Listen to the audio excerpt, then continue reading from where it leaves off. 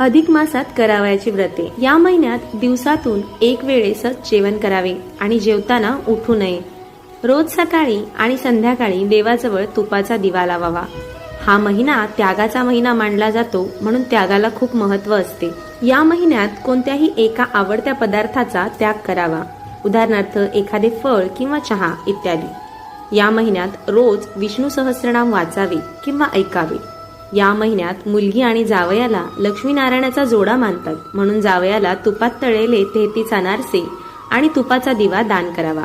या महिन्यात पुरणाचे दिंडे करून नातेवाईकांना भोजन देतात। या दिंड्यांना धोंडे असे देखील म्हणतात, म्हणून या महिन्याला धोंड्याचा महिना म्हणतात। अधिक मासात होम हवन केल्यास त्याचे फळ अनंतपटीत मिळतात। महिनाभर अखंड तुपाचा दिवा लावल्याने लक्ष्मी प्राप्ती होते।